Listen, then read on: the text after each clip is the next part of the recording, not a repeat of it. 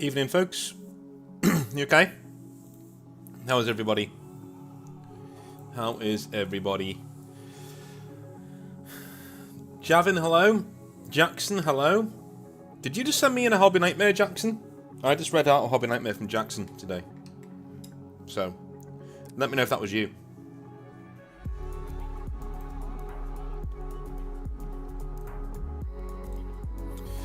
Javin says, so you're telling me there's no orcs in Armageddon? Lord Nibbler, how's it going, man? He says, how many wars of Armageddon were there if all records of the first one were expunged? Riddle me that. Azusa, there's only ever been one war in Armageddon. It just has quiet lulls in between large flare-ups.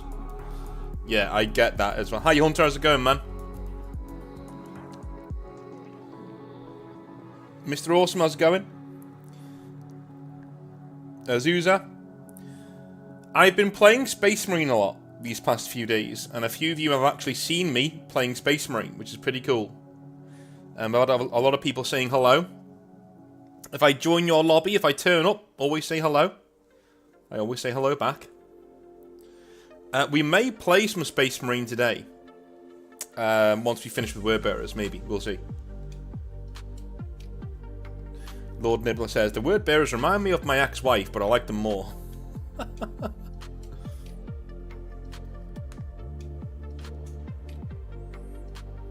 Hi Eric, how's it going, man? How's it going? Hope everything's going well with you, sir.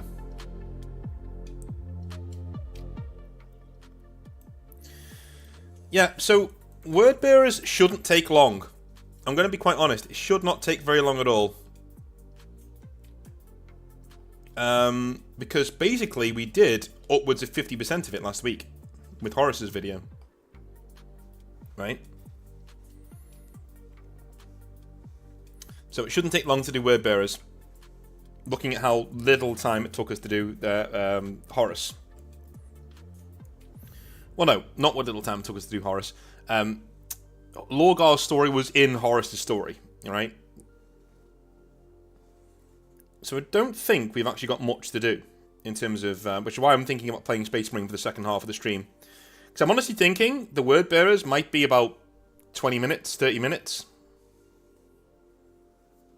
Are we keeping Logar and Melchior being buddies? Yes, because Melchior was the 11th Primarch in our fiction, wasn't he? Yes. So likely, yes, we will. I wonder if the next game will have Gilliman. I'll be honest with you, I would really like a Space Marine game that doesn't follow the Ultramarines, but I guess we're not getting that. I would love to see some of the contracts that game developers have to sign to do things like Space Marine. Because I'm willing to bet that each and every single one of those contracts will have, you must be using Ultramarines in there somewhere.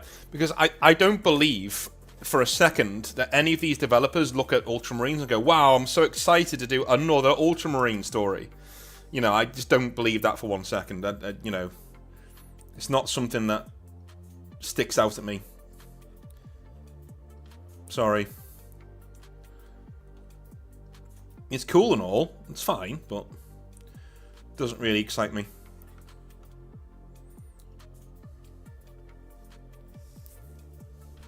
I'm thinking Carcharodons, you know, space sharks. That'd be cool. You know, floating through the void. That kind of a thing. That'd be awesome. Hunter says Logar and Luther should be buddies. Well, maybe. We already made Luther a Primarch. I think he's got enough.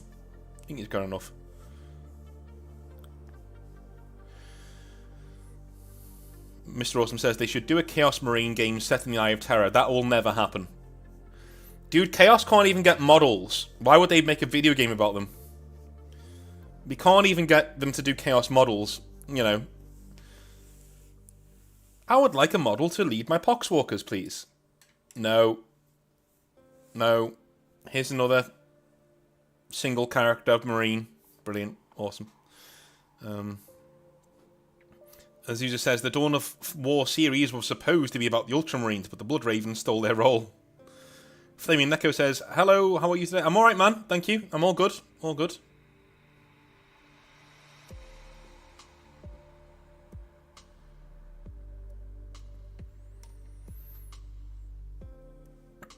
Matthias says, you make a badass game with any other faction and 40k as lead, and I guarantee sales for that faction skyrocket. Maybe. Maybe. I mean...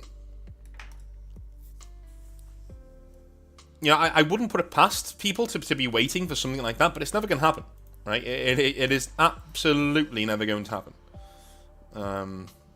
Unfortunately. We're never getting that. It's Ultramarines or nothing.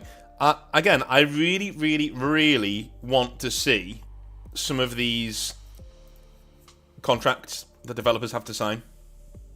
Right? I really do.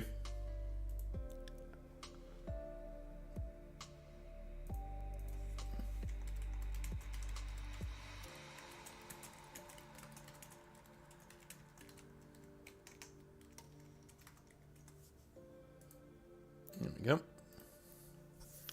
Yeah. I think people are going to be disappointed. I really do in our rebuild of the Word Bearers, because we've already done it. we've done like 90%. So if you remember towards the start of the Exileverse, in the Emperor's video, we touched on the Word Bearers there, and then we touched on them during the Dark Angels video, and now we've covered a lot of them in Horus's video last week. So I'm guessing we're just going to be doing this for about 20 minutes, half an hour with the Word Bearers. We're literally just filling in the gaps at this point, right?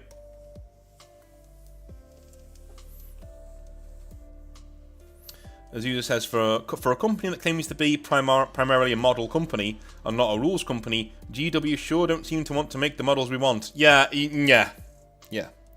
I said this to Kaifa yesterday on his video. I'm going to be honest. Games Workshop have these things years in advance. They know what they're going to do years in advance, right? They know what models are coming out. So, in that case, why are you telling people that this year is the year of chaos? Right? If you know what's coming out in the year 2025 already, as a Games Workshop salesperson, sales rep, head of retail, whatever, why in the ever-loving hell would you want to market a year as the year of chaos when you have no chaos models to showcase? I'm telling you now, Adepticon should have been about Fulgrim. It should have been about Perturabo, right? And a complete refresh of the Renegade Marine armies. Renegade Marines, right? You don't have to have the brass stuff on. You don't have to be like looking really weird just because you're chaos, right? You can have Renegade Space Marines now. It's the year of chaos, right? And you take the Space Wolves and you shove them into, you know, late spring. You just drop them one day. Go, oh, by the way, here's some new Space Wolves. They would have gotten so much good press for that, you know, rather than leading with Space Wolves.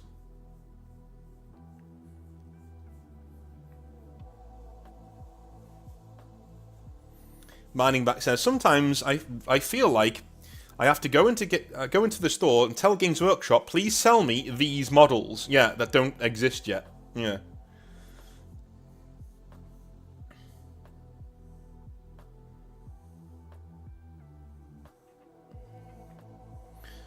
We literally should have had.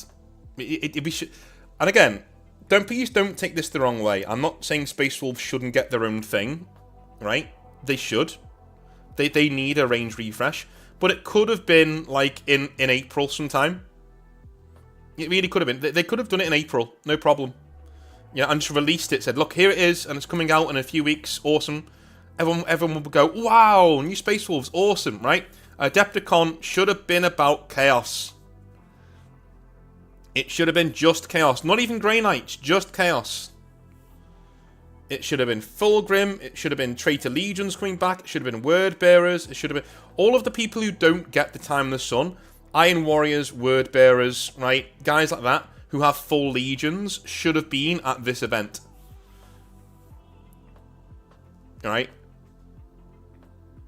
And then you bring back Fulgrim. That's what you do.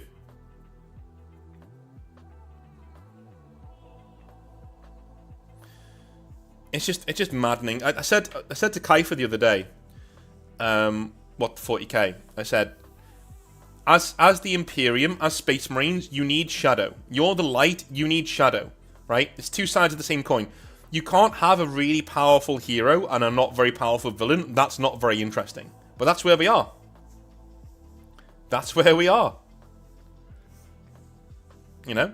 Chaos could be interesting. Lots of people could collect Chaos if they were just given the incentive to do so.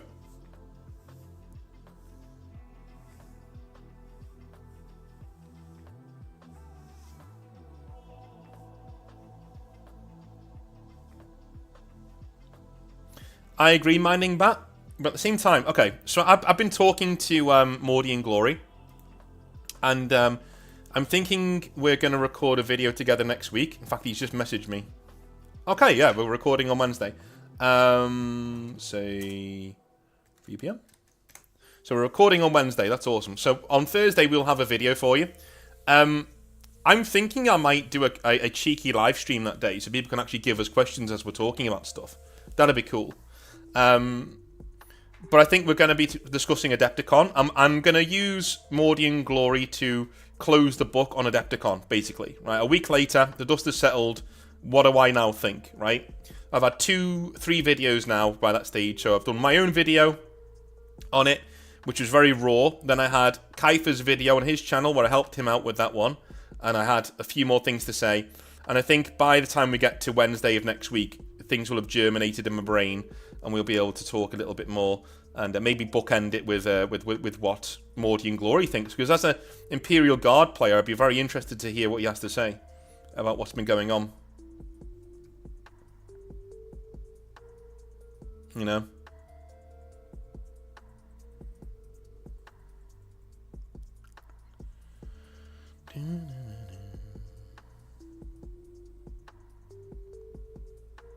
As he just says, don't even get me started on the Grey Knight preview. They shouldn't even have bothered. An upgrade sprue is just lazy.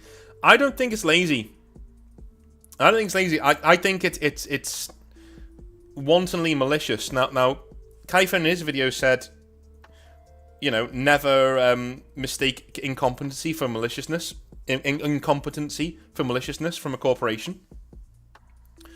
But the way it was done, you know, they literally took the worst model that nobody likes and added a sprue to it. They gave it a dress. Let's give the Dread Knight a dress. That'll really annoy them, right?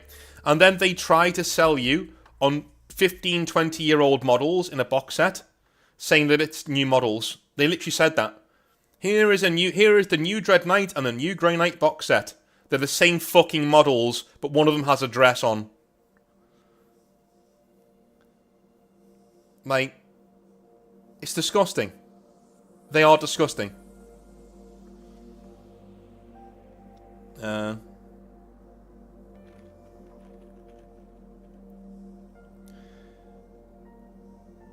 Tarifson says Grey Knights need to go and stay gone. They are a Wardian relic of times long past. Explain what you mean, because I don't agree. But explain what you mean. Right? Grey Knights don't need to go, they need to change. They need to change. You're right in one thing that you said, is that they are a relic of a game that's passed. Well, not of a time that's passed, that's true. In the game, right? The game has moved on. They need to change. They need a complete refresh of what they are. The Grey Knights. In the same way the Necrons did. The Necrons got a complete refresh from what they were. The Grey Knights need the same thing. Right? They don't need to go because they're interesting and they're cool. But they do need to change.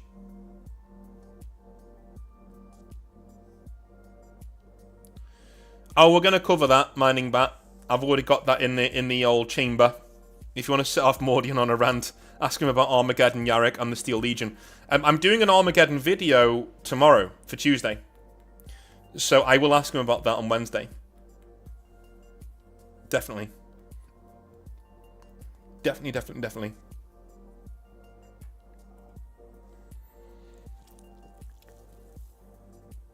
I will ask him.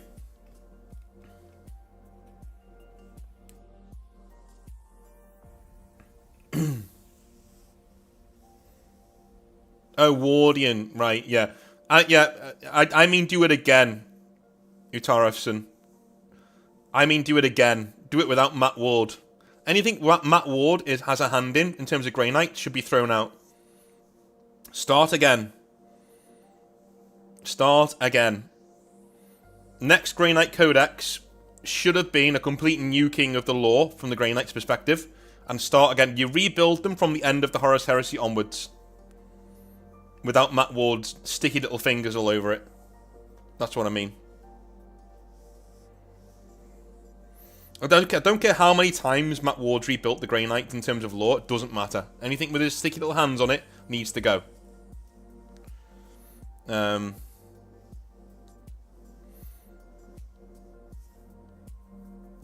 Again, Utarefson, no, I don't agree, because then you're taking away people's things. Don't do that. Far too many people have that fucking opinion. Don't do that. Right? You can't say, oh, these just shouldn't be in the game, get rid of them. No, people spend money on these things. People have entire armies of these things. Stop encouraging Games Workshop to do fucking stupid things like this. Where they say, oh, by the way, Demon players, you don't get a Codex 10th edition. You don't get a Codex. Utarefson, that's the same attitude. You're encouraging them to get rid of things that people have spent good money on in the past. I'm not even talking about me. I've got loads more armies. I don't even play Grey Knights that much. I just like them, right? Wouldn't really affect me. But there are tons of people out there who have collected Grey Knights and really like them. So what, they just get rid of their army now? You know? They just get rid of their army. They can't play in 10th, 11th, 12th. They're not a faction anymore. A lot of these people, they find value in playing the game. That's what they do. So if you take that away from them, they're like, well, what do I do now? What do I do now? Like, I just don't play? You know?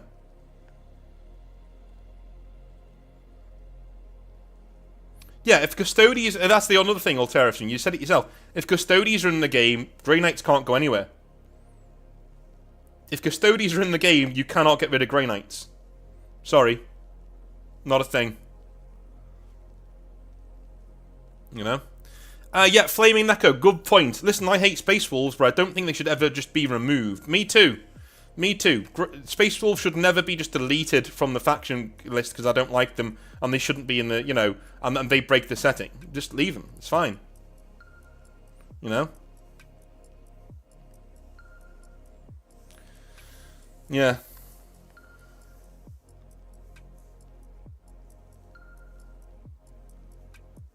You should never, ever, ever take away armies. Ever. Ever, ever, ever. No. Fix them. Stop being so fucking lazy. Fix them. Fix the law. Fix the rules. You're supposed to have people at Games Workshop who are paid to do these things. So do them. Right? They're just saying, we're not doing demons in this codex. Why? Why aren't you doing a demon codex in 10th edition? What the fuck is wrong with you? There are people out there who want to play their models in 10th edition. Well, they've got an index. But everybody else has a codex. Like, so give them a codex. You have hundreds of people there who can write you a codex. Listen, if Games Workshop said, guys, we want you as a competition, we're going to ask all of you to write us a demon codex for 40k 10th edition. They will have so many applications to do that. They could just pick one and go, right, print this. This person gets full credit for writing this codex, well done to them. Print this. Maybe you can give them a job, right? Problem solved. Problem fucking solved.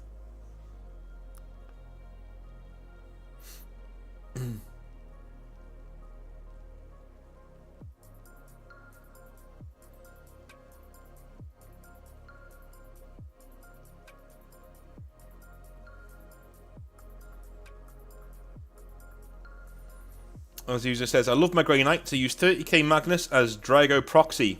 Really? The small bit of good part of Magnus fights for the Emperor however he can. That's pretty cool. That's pretty cool. Yeah.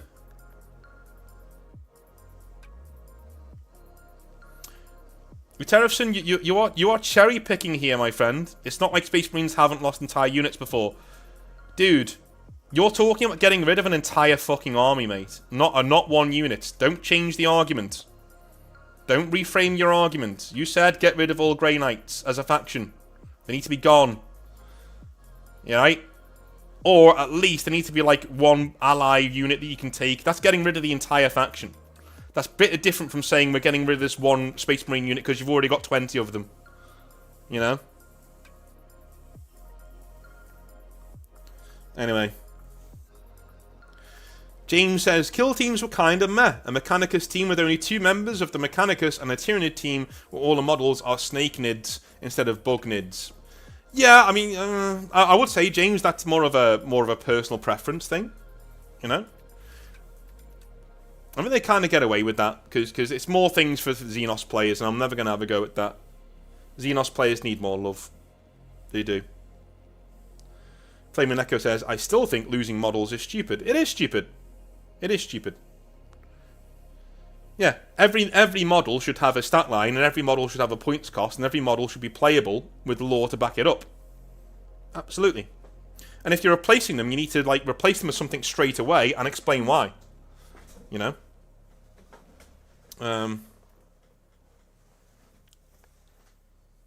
That kind of a thing. Tarfson says, I want them folded into the main Space Marine Codex. So yes, removed as a faction, but staying in the game. I think if you're going to do that, you don't do it with normal Space Marines. You fold Grey Knights into Custodes, right? You make the Talons of the Emperor, the Sisters of Silence, the Grey Knights, and the Custodes in one big codex, one big book. You throw them all in, right? Or even do the Chamber Militants. So the Chamber Militants of the Inquisition should be Grey Knights, Sisters of Battle, and Death Watch all in one book. That'd be fine. That'd be fine. Problem is, there you start to lose the individuality of factions, which you don't want. You know. But if you do like something like called the Defenders of Terror or something, and it's Grey Knights and Custodes, that would work. That could work.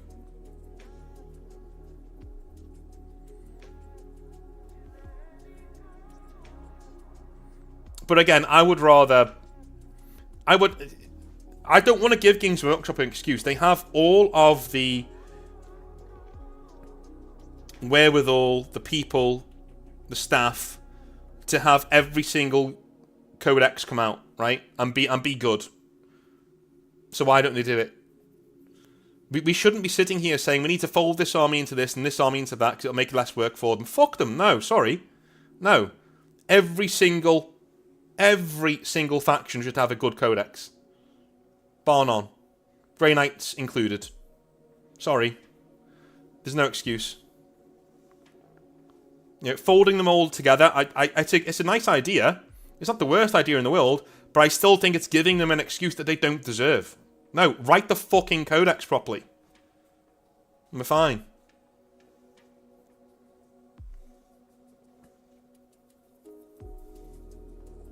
Again, you made my point for me there, though, haven't you? You said modern 40k has long lost any individuality between factions, all share the same dozen. But well, what do you think putting them in the same codex will do? It'll finish it off, right? If you take Grey Knights and Custodes and put them in the same codex, that'll just finish it off. They're now basically the same army. If you want individuality, you need individual codexes that do individual things. You know?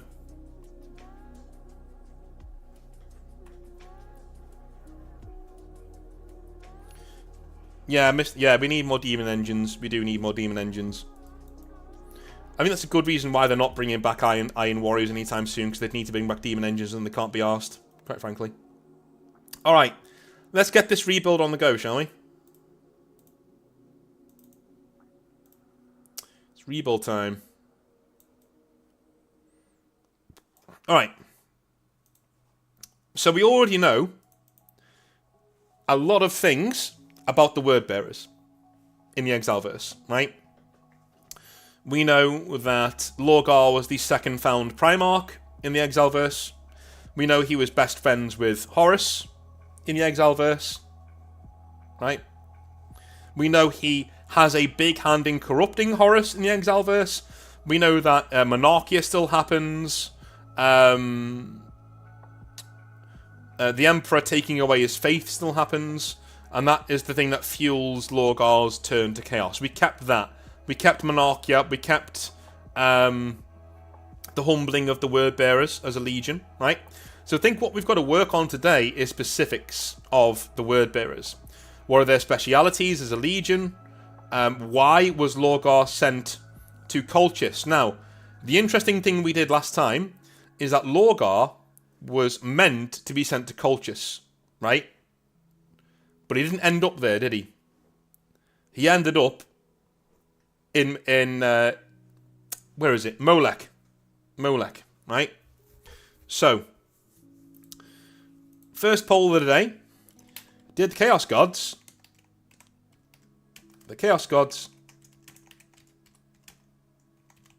interfere with Logar's pod? So what I mean by that is, Logar was supposed to go to Colchis, but he ends up on Molech. Now, did the Chaos Gods interfere with that? Like, did they come in and say, hey, we know this guy is going to be big for us, so we need him on this world to be infected by chaos, right?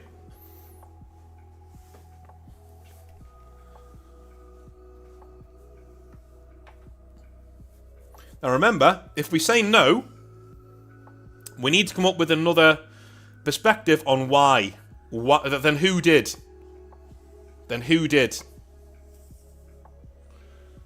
If they didn't confuse, switch around his pod, who did?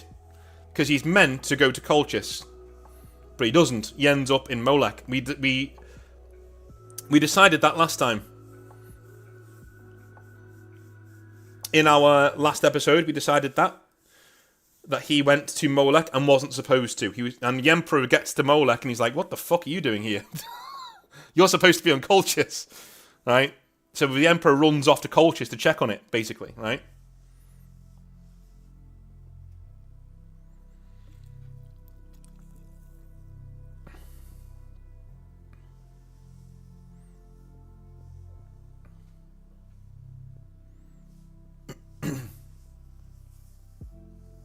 Mr. Awesome says, it would be like a dark Deus Ex Machina trope where the gods interfere. I'm thinking that as well. In that the Chaos Gods kind of know Logar's going to be important. So they basically interfere with his pod. Because remember what we've done here? In that the Emperor in the Exileverse, he's the one who sends the Infinite Primarchs out into the galaxy. Because he needs certain worlds really, really hunkered down for him, right? And he needs them locked in, right? So he sends the Primarchs there to lead the people there and prepare them for his coming, prepare them for the arrival of the Imperium. So he sends Logar to Colchis, but Logar doesn't end up on Colchis, he ends up on Molech. Right? He ends up there.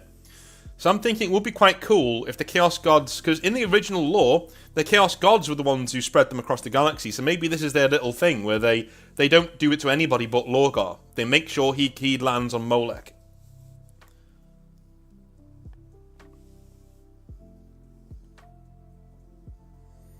Is Molech near any Xenospace? I don't think so, no. It's quite close to Terra. I think we kept it quite close to Terra, because he's the second farm Primarch, so it's not very far away.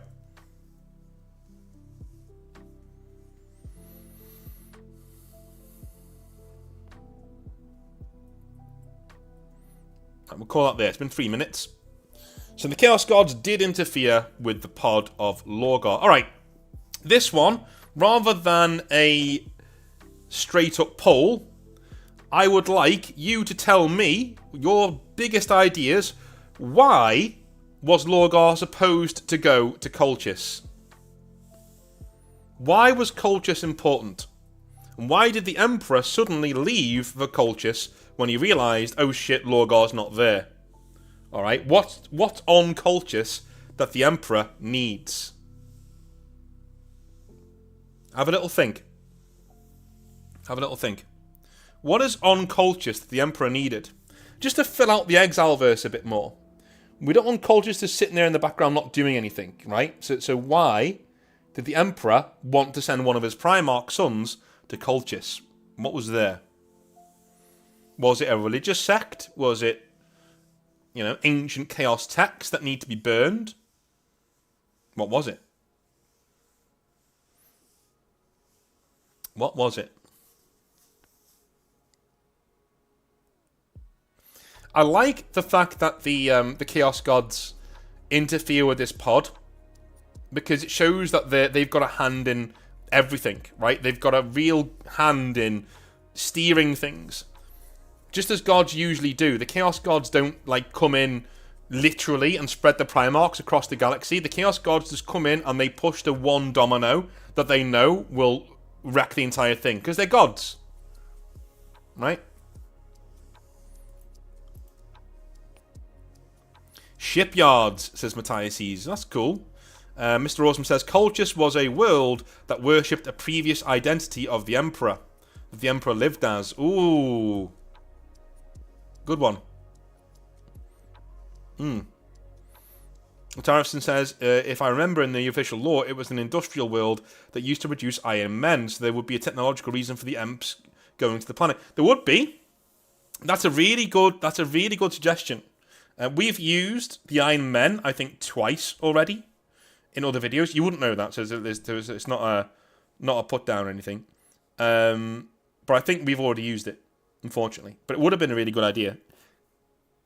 We use it more. I don't know if how many streams you've watched in the past, but we've done.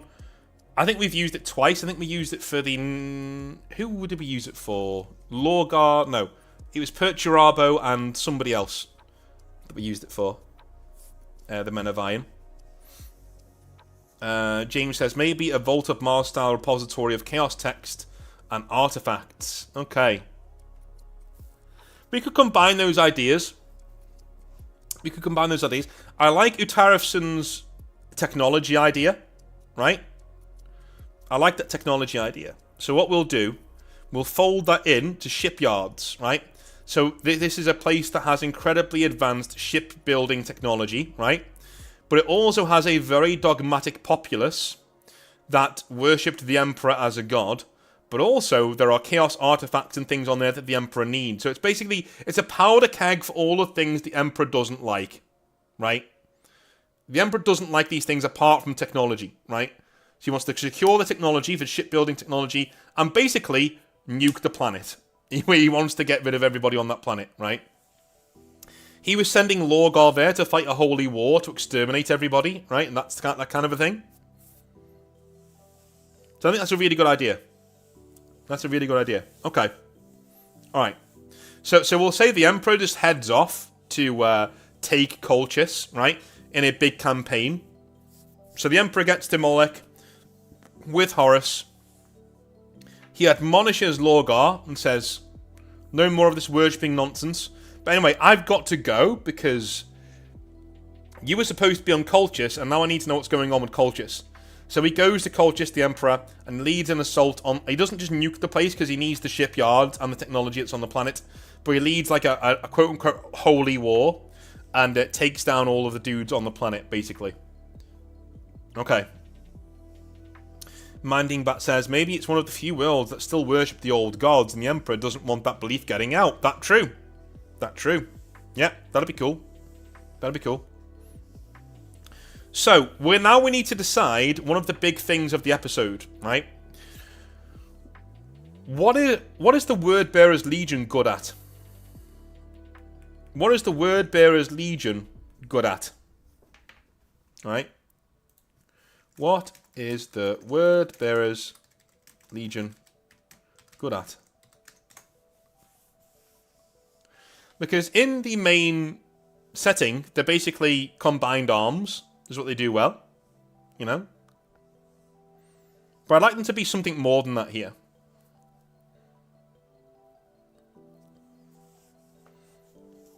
I have an idea, but I want to see if anyone comes up with it.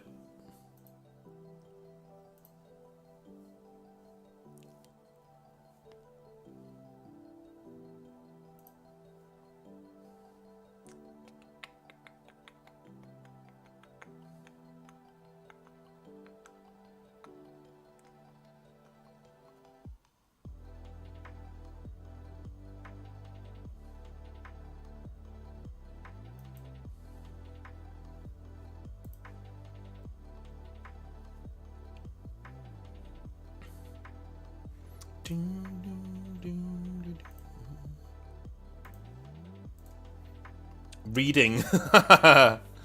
There's Minding Bat. Hunter says, the word bearers should be empire builders, evil ultramarines. Ooh. As user says, swaying people, enemy opinions to weaken their resolve. Proselytizing, yes, okay. Matthias, maybe the shipbuilding, spacefaring, along with the worshipping a previous version of the Emperor. They see him as a lighthouse, and this gives him the idea for the whole golden throne thingy. Okay. We're making them a bit too important there, Matthias, if we do that. How about this? They are really, really, really good public speakers. They're paladins, right? They're light bearers, right? Showing the way. Exemplars. That's what they are. Right? They're exemplars. And as Minding Bat says there, that's a really cool thing. Yeah, maybe they have a singular focus in their beliefs. Like, an absolute singular focus in their beliefs, so that whatever they believe kind of happens, kind of comes true, right? And we can link that into the Horus Heresy as a whole, because they believe the Emperor is a god, and the more they believe that, the more reality starts to warp and... see what I did there? Starts to warp and starts to resemble what they believe, right? Yeah, I like that. Alright. Let's vote on that. Right, word bearers. Word bearers are paladins and war priest demagogues.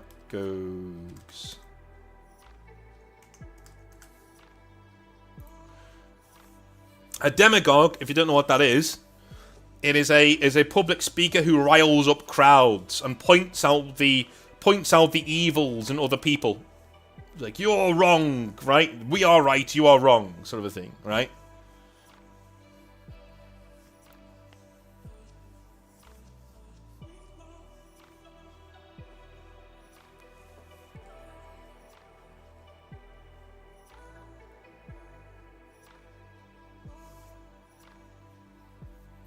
Tarifson says, that would be very similar to before, except the good version. Yeah, exactly, yeah. Yeah, there are certain things, Tarifson. Thank you for your contributions, by the way. You've been very talkative, which is good. There are certain things about 40k that work, right? So the Exile verse isn't a Dornian heresy, right? We're not here to rebuild the thing from scratch. We're here to fix, sand down the rough edges, make everything interlock very nicely into one big tapestry that works better than what Games Workshop came up with, right? So we're working within the limitations of modern 40k or 30k, but we're making it better, is what we're doing.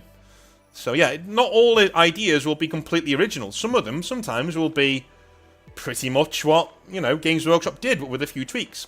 And the idea of the word bearers being a legion of demagogues and paladins is kind of like what they did, but we're leaning into it more, right?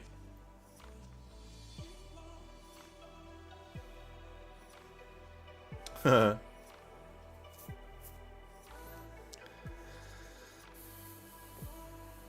that would work with Tarifson. Yeah. Logar being a keen student of everything. Yeah, that'd be pretty cool. No, we'll end that one because it's so in favour of it. So we know what happens from here, right? The Emperor learns. Well, the Logar goes off with Horus, and he starts conquering the galaxy. But Horus quickly, because they're so close, and they're like literal brothers. Horus quite quickly outpaces the word bearers though, and off he goes to conquer loads of things more. But the word bearers stay behind on the worlds that were already conquered, and they start turning them to worship the Emperor and Horus, right? The Emperor finds out about this, comes back, and annihilates those worlds. Literally, he looks at it and goes, oh my god, there are so many worlds here that need reconquering, we don't have the time. I need to get this Webway project done, just nuke the world. And he literally exterminates any faction that puts up too much of a resistance to his forces. And this is what sends the word bearers into the embrace of chaos. Logar has his faith stripped from him on Kerr at Monarchia, just as he does in the real lore. And he goes off to figure out what he's going to do with his faith, and he finds chaos. Horus is beside himself. You know, the Emperor has literally shown himself as a bit of a tyrant, doing all these things to these different worlds. It's terrible. And, you know, this is one of the things that pushes him into the arms of the Chaos Gods. And eventually, Logar, after Horus finds out about the fate of the Thunder Warriors, so now he thinks the Emperor's going to replace them all eventually, Logar invites him to a conference between brothers at Molech, right? Logar's homeworld. There they are. He shows him the portal to the Chaos Gods. Horus goes in and is corrupted, right? He is convinced, quite naturally so as well. It's not out of nowhere. Our Horus falling to chaos isn't out of nowhere. The signs are there. The doubt is already there. The Chaos Gods play on that, and Horus becomes an unwitting pawn of chaos, right? Alright, so we haven't discussed one big thing.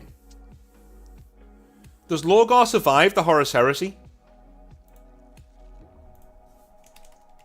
Does our Logar survive the Horus heresy? One thing we've never covered. After all the things he's done, does he survive the Horus heresy?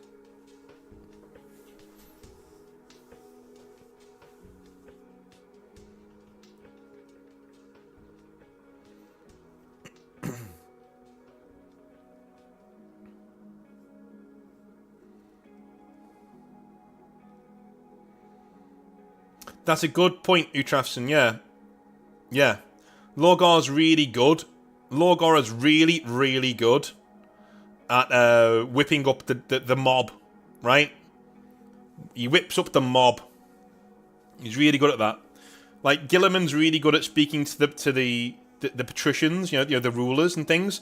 Logar's good at speaking to the common man, the mob. That's a really good point. Really good juxtaposition there. I like it. You say Mar to him? Okay. What traitors survived? Quite a few. Quite a few. Conrad Kurz wasn't a traitor, but his legion was. In the Exile verse, so his legion killed him. Perturabo survives. Fulgrim survives. Magnus dies. So Magnus is dead.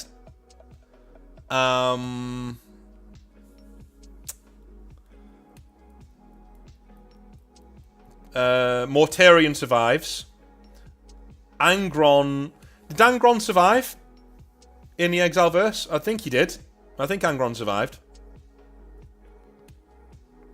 Yeah, I think he survived.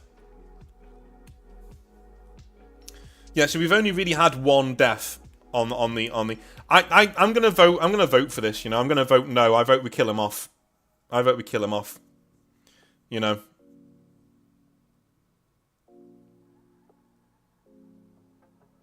Yeah. All right.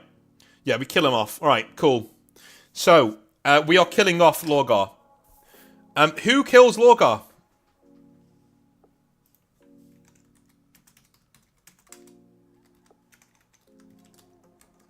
Let's kill him off at the Siege of Terra. Let's kill him off at the Siege of Terra. It'd be a really good moment if we do it there. And it's where he needs to go. Let's be honest. He needs to be at the Siege of Terra. He needs to die there. Alright? This is where he needs to die.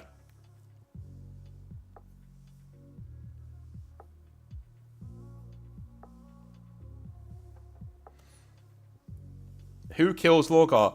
Ucharifson himself. Wow, okay. Right. Right.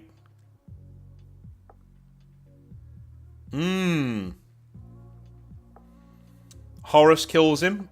Alright. Sanguinius. Okay. Corax. Gilliman isn't there. So it can't be Gilliman. He's not the Siege of Terra. Two of the Triumvirate. You mean Sanguinius and the Lion, right? Azusa says, the Emperor. Reverse Horus / Sanguinius moment. His death drives Horus mad, and brings him to the same level as the Emperor for an epic final battle. Okay. Utarevson says, a miscalculation that looks like heroic sacrifice to the outsider, a misinterpretation. Right.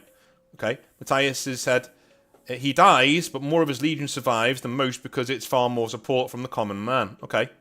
I really liked Utarevson's idea here. I'm going to tell you why. In our Exileverse, right, Horus and Logar are really, really, really close. Really close, right? So, and Logar isn't really manipulating Horus, right? Logar, in this setting, he doesn't want to be War Master because he believes Horus is the man. He believes Horus is supposed to be the Emperor with the Chaos Gods behind him to unite the entire galaxy. What happens to Logar when Horus fails and dies? Right? I think it would be such a swerve moment for Logar to literally kill himself. Because he shows the dangers of absolute faith, of absolute religion, right? Because when it's stripped from you, you're actually a very brittle person. If all you've got is religion and not faith, as soon as that religion's stripped away, you've got nothing left. You're a brittle person, and it'd be a really good commentary on modern day politics too. People who just define themselves as far right or far left, right? As soon as you strip that away from them, they're very brittle and hollow. They've got no personalities of their own. And so it leads them to make the ultimate act of despair, which is unaliving yourself, right? I'm kind of in love with that idea of Logar in the ultimate piece of despair, literally just killing himself, right? Like the ultimate form of despair of like, I've lost my brother, I was wrong. How can I be wrong? Or my religion is false. My religion is false. We were used by these gods who don't care about us. What have I done? What have I done? I think our version of Logar has to kill himself. Or let himself be killed.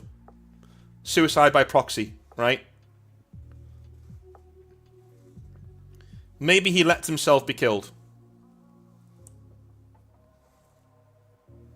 Maybe.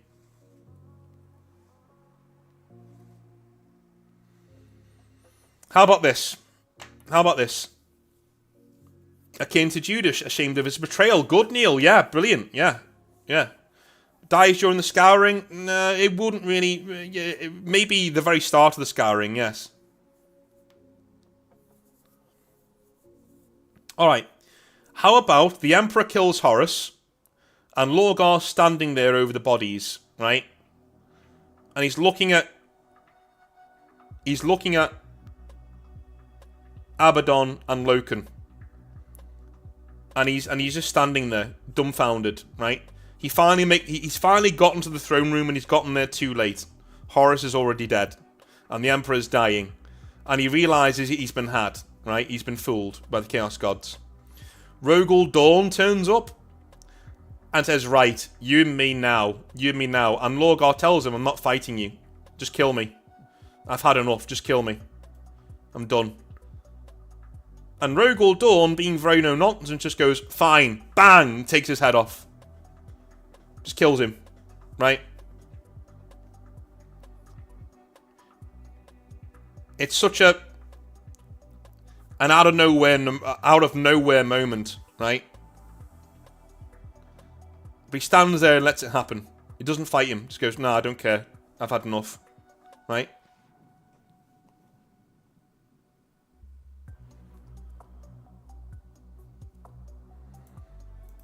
I don't know, Mr. Awesome. I don't like get out of jail free cards like that. That's such a weak, it's like a 40k ass thing to do. You say, oh, he's still alive. That's a game, Games Workshop would do that. You know what I mean? Your idea is fine. Like, I like the fact he's being tortured for eternity, but it also means that he can come back. I don't like that. I want us to I want us to stick to our guns. I want us to say, no, he's fucking dead, right? There's no coming back. If he's dead, he's dead. You know, we don't do half measures here. We're not Games Workshop. We actually give people a finish to the story, right? I like the idea of him being tortured, though. That's a very, very, very good way of doing it.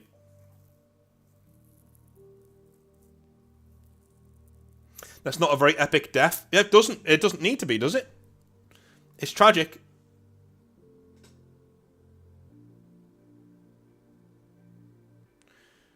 Yeah, Matthias, he says it there. Yeah, fool, when Horus fell, we all did. Yeah, all done. Yeah.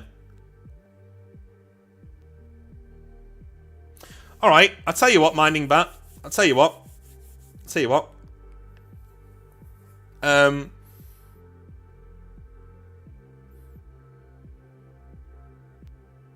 How do we do this then? If we're not going to have Rogel Dawn kill him, how do we do it? How do we do it?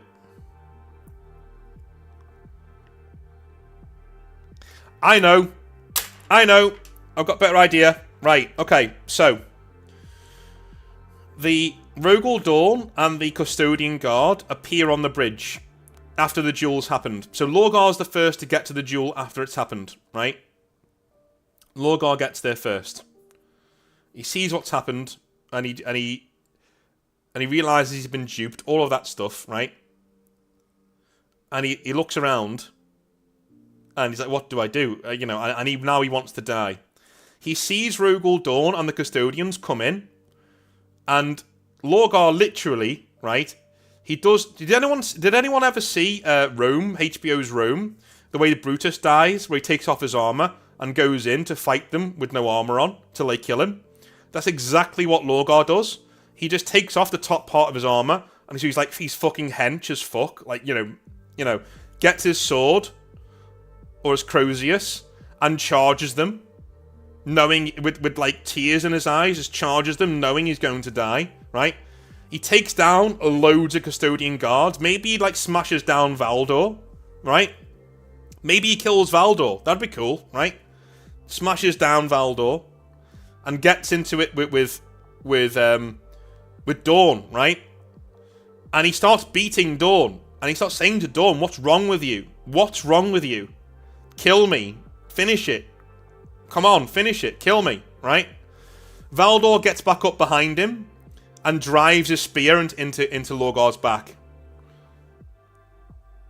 And then he goes onto his knees and looks up and says, and he calls Rogel Dawn. The last word he says is "coward" to Rogel Dawn, because Rogel Dawn couldn't do it himself, right? And he dies. Or maybe even Rogel Dawn then takes his head off, right? But he still couldn't do the killing blow. The killing blow was Valdor's blow. Logar's dead now, right? He's going to die anyway, right? But he calls Rogel Dawn a coward, and Rogel Dawn finally brings the chainsword down and kills him, right? That's how he should die. That's how he should die. Alright. That's the death of Logar. Okay. I'd probably say Erebus takes control of the Legion with Corphaeron. Like they fight each other, you know? So they're not a united Legion anymore. But they are two very big pieces of the Legion. And they are the main Chaos Legion, right? And with that, I probably declare the word bearer is finished. I told you it'd be quick. I told you it'd be quick. You know? It was always going to be quick. Because we already had about 80% of his story done, right? We only needed to fill in the blanks. That's all we needed to do. But I think we gave him a good send-off. And I think you guys were right. Like, he needs to die. You know, he's the one who instigated this entire thing. And I'm sick of Games Workshop not giving us good endings. Conrad Kurz was tragic, and Logar was tragic. Both of the... You know, who else died on the traitor side? Magnus, right? So Magnus, Logar, and Conrad Kurz, they all died tragically. These aren't mustache-twirling villains who finally get their comeuppance. Their own hubris or tragedy is what kills them in the end.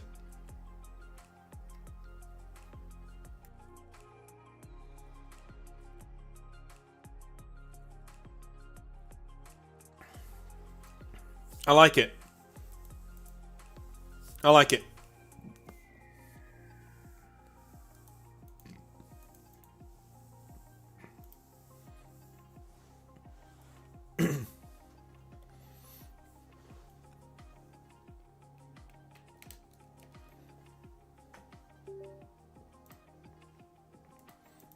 Good job.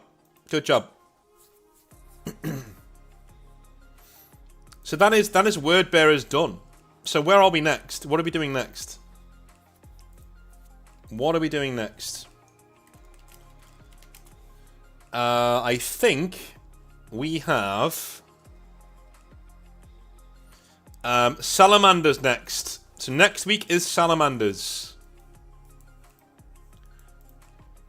Salamanders next. So we've had 1, 2, 3, 4 weeks of straight traitors all the way through. So Salamanders is next. Then Raven Guard, then Alpha Legion. So that'll be April 6th, Salamanders. 13th, Raven Guard. 20th, Alpha Legion. That's really cool. The 20th day of the 20th day is Alpha Legion, Legion 20. Brilliant. And then, after that, we'll have a week break on the 27th, where we'll just do something else. And then we'll get right back into it with Xenos factions on the 4th of May, is what we'll do. That's the big thing. I like that. That's cool.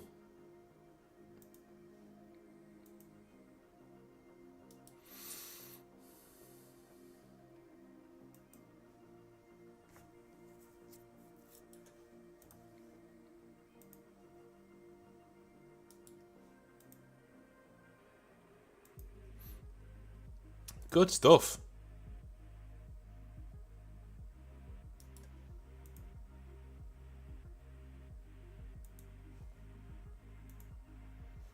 Will you summarize this somehow? Yes, I will be summarizing it. Yes. Yes. What are the plans when all legions are done? We will do a summary video. I'm already accepting applications for people to actually watch the stream and give me notes to help me out. You will get £50 worth of models if you do that. I only need one person.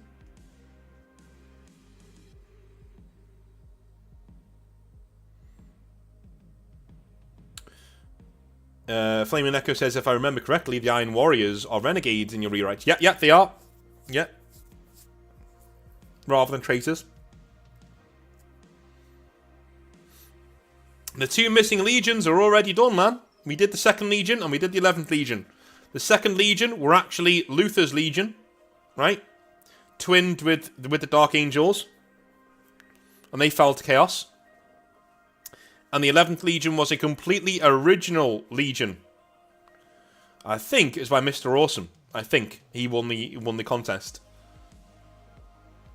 You just email me, man. You just email me saying, Mr. Awesome, you just email me at hobbynightmares@gmail.com just saying I'm free to go through the Exileverse. That's all you do. That's all you do.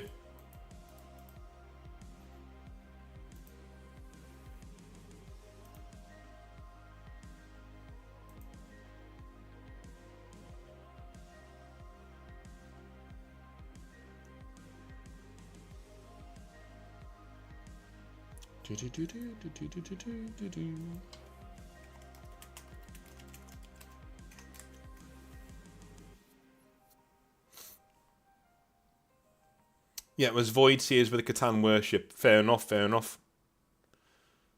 Fair dues.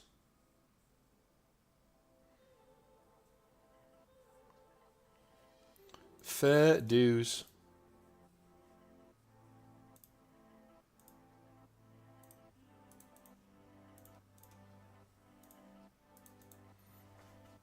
Absolutely.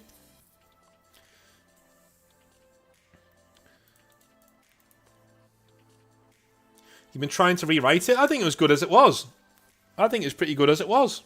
It was fine. It was absolutely fine.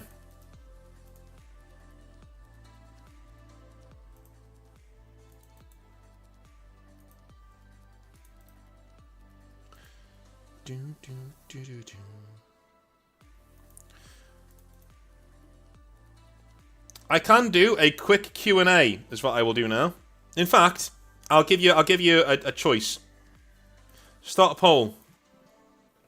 End of stream. What to do? Q&A. Chat. Space Marine 2 multi. Oh yeah. What would you like to do for the end of the stream? You let me know.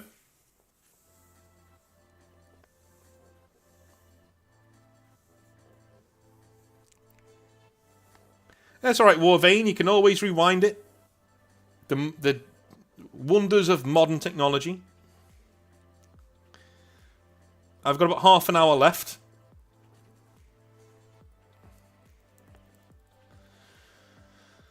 About. Why not both? I don't have time for both, man. I'm going to do one.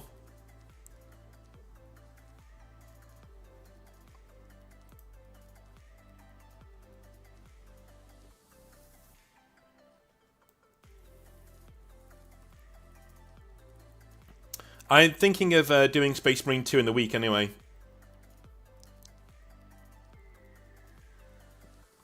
I'm really enjoying it at the moment, Space Marine 2. So I've started playing heavy. And I'm really enjoying it. Like, I channel my inner Iron Warrior. I love it. Such a cool class. Like, I like Vanguard. Sorry, Bulwark. Like, Bulwark's one of my favourite classes. But it's also not really made for PvP. You know? It really is a PvE class. Alright, man. See you later.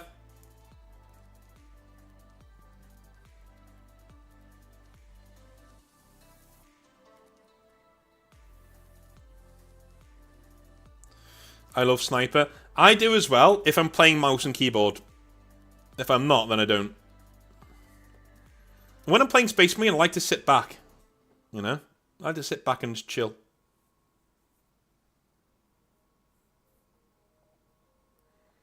Uh, 30 minutes is enough time for several games, yeah.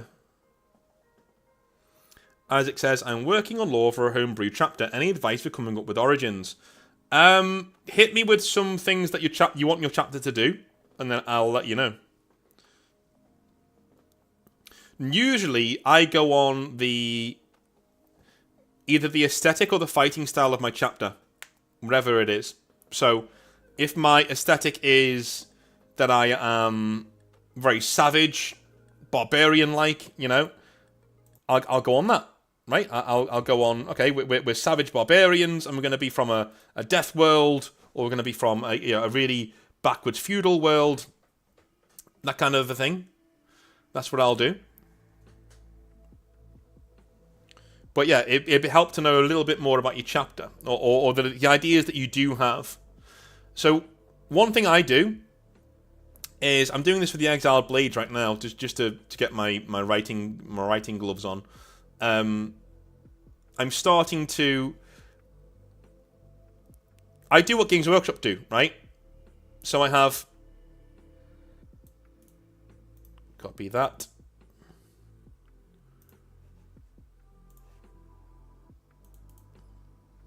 Paste that. It's too many words. Okay, so I do what Games Workshop do, and let me show you. Where's Lexicanum? That'll have it on. There we go.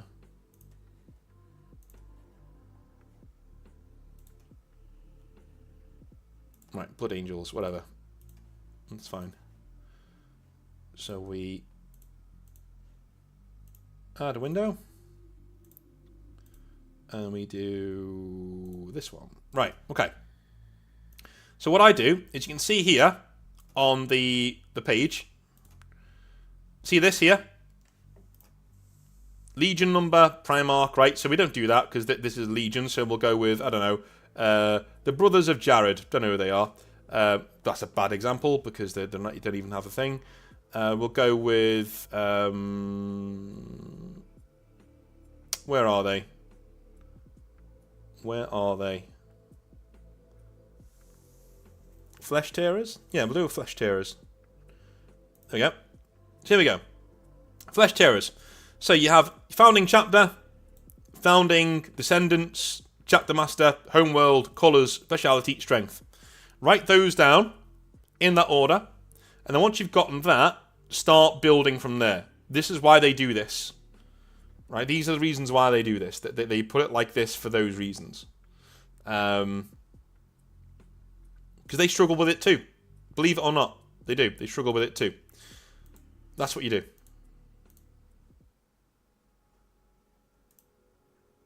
In fact, I'll make that a bit bigger so you can see what we're doing.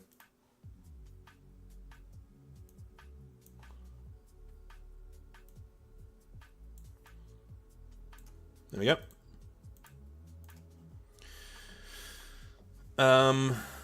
He says, I want to use Black Templars for my rules.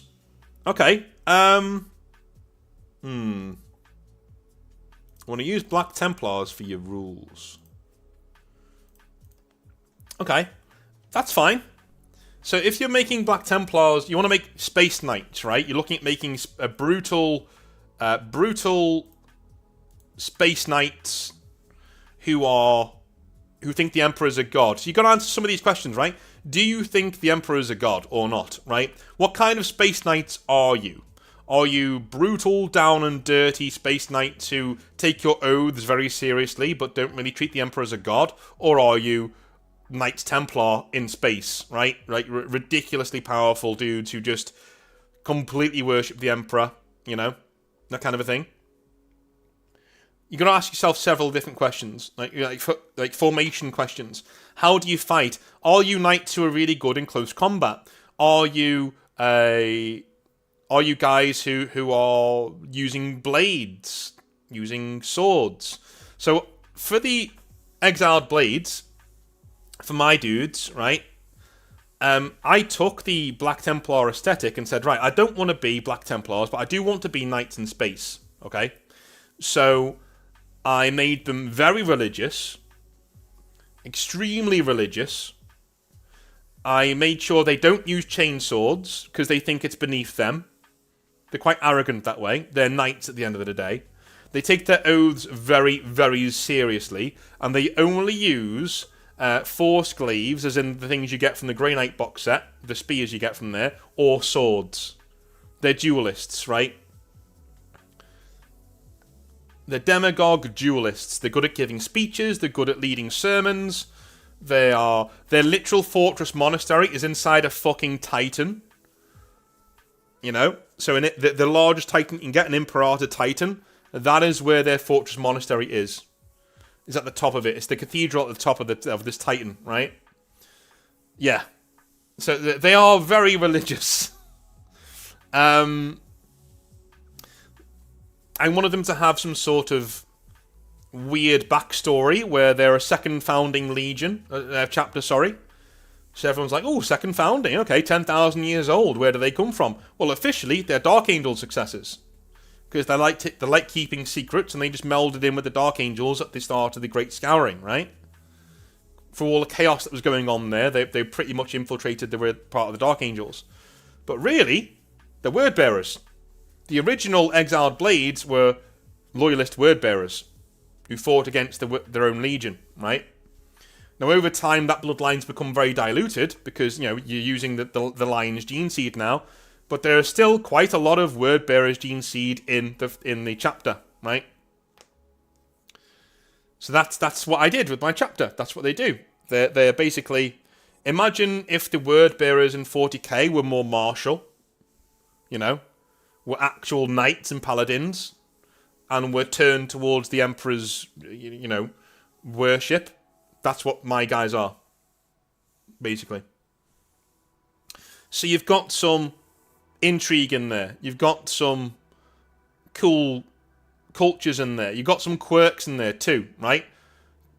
Our fortress monastery being on the back of an Imperial Titan. It's such a 40k thing to do, right? So ask yourself those questions. Where are we from? What do we do? How do we fight? What are our weapons? Once you've gotten those things answered, maybe even only one or two of those things, you can start. Your mind will start racing and going on to different things. Do you know what I mean? Thyses, yeah, Crusading Dark Angel successors, yeah, pretty much. I like OPR says, what would you call a chapter of Space Marines that use exclusively Plasma, Melter, and Power Fists? The Inheritors. The Inheritors.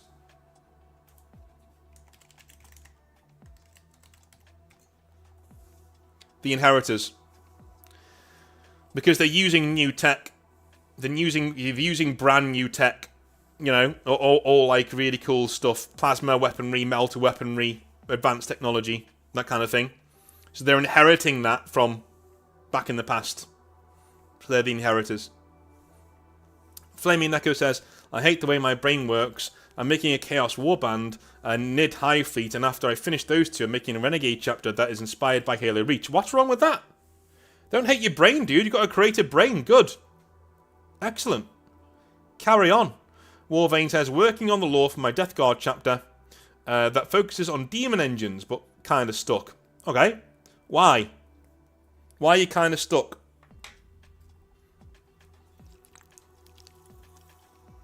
Is it a story thing? Do you not know how it should work? How are you stuck?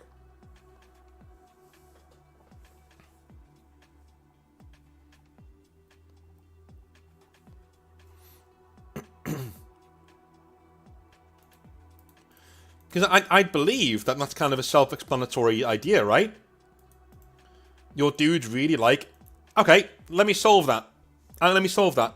If you're going to do a Death Guard warband, maybe they are, or they infiltrated a Forge world, right? And they infected it with the disease that was so virulent and actually got into all of the machinery and started creating demon engines. And now they are literally, you know, a part of this world, and they range out from it, this demon world, this you know, demon Mechanicum world, and they use their demon engines doing that, right?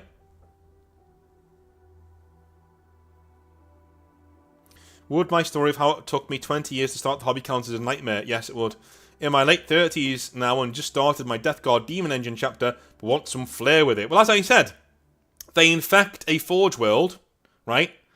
And they infect it to such an extent that they lead a massive war against the Mechanicus who are on there, and they cannibalize all of the machinery to become demon engines, right? You could even shatter the world and make it like an evil Caliban, right?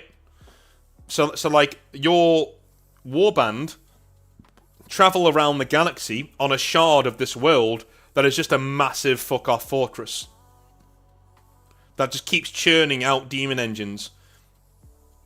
You can even make it really funny, like Death Guard sometimes are, where they just, when they've got too many demon engines, they just fire them out into the void, knowing they'll land somewhere and cause havoc on the way past. You know? Mr. Awesome React says, I thought of doing an Australian native style chapter since the Void Seers are Russian. That's kind of cool. I like that idea. That's kind of cool.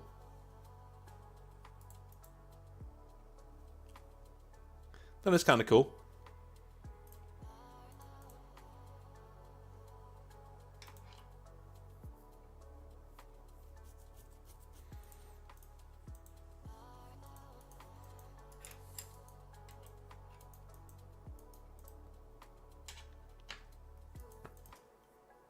That is pretty cool.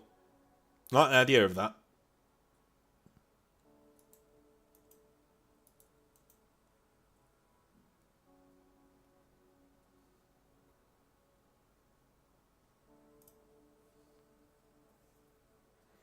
Cheers to the name input. The chapter has an idea of war where what's the point of hyper-skilled swordsmanship when I can punch a hole straight through your spine and be done with it? Ah, okay. Hmm.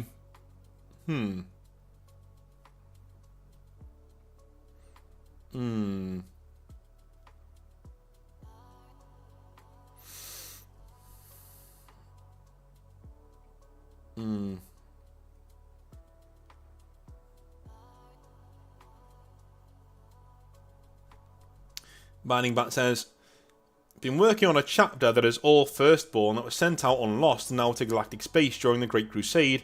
Because of this, where they were the first to encounter the Tyranids. That's kind of cool. You could absolutely convert them to be like these Rambo-esque Tyranid hunters.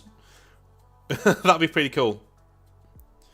Mr. Awesome React says, I was thinking Melchior and Wojciech are medieval Russia. Melchior is inspired from Rasputin. Okay, cool. Alright. Sounds good.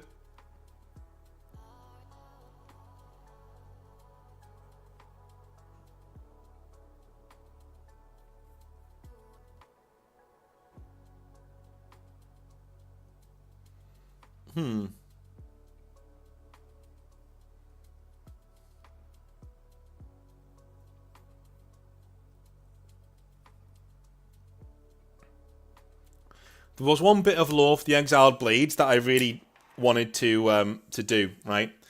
And I looked up what faction had number 1 as their Space Marine jurisdiction. I don't mean Legion, I mean second founding chapter.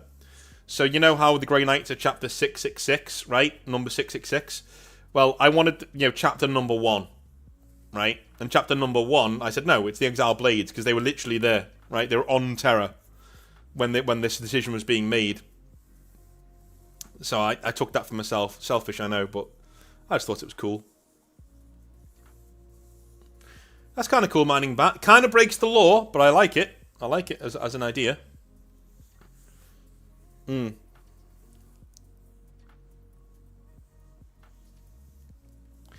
How about the Iron Sworn OPR? Iron Sworn.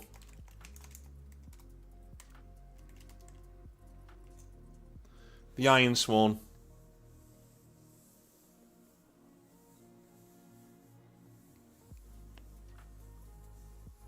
How about that?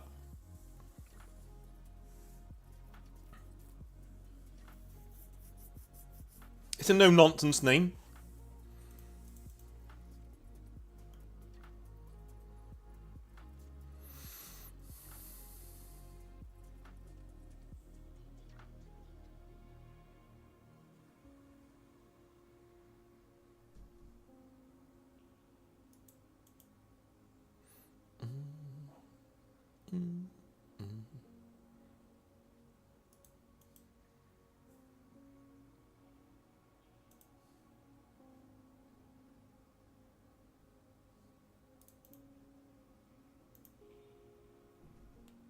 Alright, we're getting up to an hour and a half now. So I'm probably going to leave it there. Because we're getting an hour and a half in. I've got to go cook dinner. So have a wonderful, wonderful rest of the evening, guys. I'll be back tomorrow with some more Hobby Nightmares. I'll be back on Tuesday with some more 40k Rantage. A busy week next week. So have a wonderful rest of your day. And I'll speak to you soon. Have a good one. Bye now.